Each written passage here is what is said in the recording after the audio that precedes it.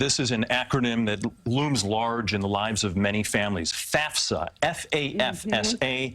My kids are 16, thinking college. Your kids are a little bit younger, but everyone's thinking college. Yeah, and there's so much to learn about this, including the fact that the choice of your kid's major could affect the loan rate they get if they're borrowing money to go to school. But don't worry, we have someone here that can help us with everything that we need to know. Let us introduce you to Charlie Javice, founder and CEO with withfrank.org, a company that helps students with the financial aid process. Thank you so much for being here with us. It all starts with FAFSA, right? Walk us through that. Oh, man, yes. So everything, the first step is FAFSA.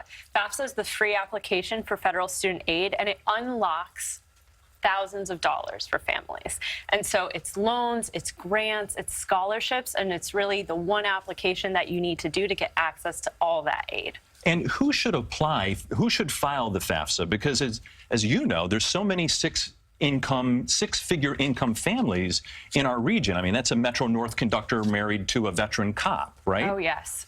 So we like to say there's no one too poor to file FAFSA or too rich to file Interesting. FAFSA. And so if you have a household income that's probably $250,000 or under, you should likely apply. That being said, if it is over, you still have opportunities for scholarships and grants, so it's for everyone. So take the few minutes it takes to apply and really see what you're eligible for, because that's the best starting point you can get before going to college. So your company, withfrank.org, is about 2 years old. You've already helped about $7 billion in funds for higher education. And the best part is it is free for the consumer and the students that are signing up. So how does this all work? Yes, so it's totally free. That's really important to us for all students to benefit from. So a student takes a picture of their tax returns. Then we do all the tax math for you. So no math errors that can put you into very complicated verification, very simple language.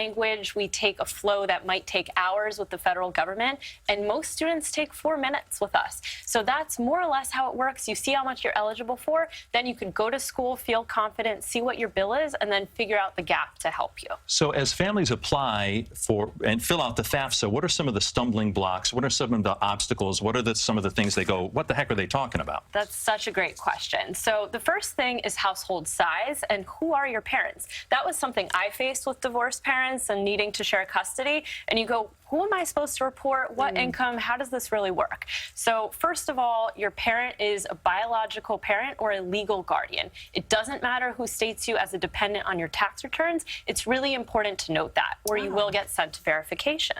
So the other thing is household size. Most people forget to include themselves, and when you don't actually put yourself, you're losing out on money. And so it doesn't even look like all of your dependents. Think of who sits at your family dinner table, and that's probably who you should include.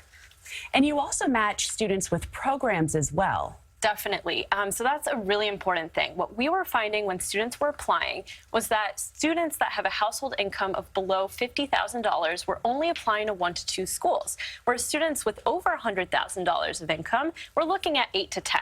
And if you're not putting 8 to 10, you are missing out on financial aid options. There's $40 billion today left on the table each year that students are missing out on. And real quick, the connection between what you propose to study and the loan rates, what is that? Yeah, so there's definitely an interesting connection. It's not totally fair because you like to say study what you want, you'll get the job you want, you'll get the rates you want. But today, studying things that have better job prospects will give you lower rates. And so think of computer science, think of economics, think of business, even design when it comes to computer graphics is really important. Wow. So dream smart is what we like to say.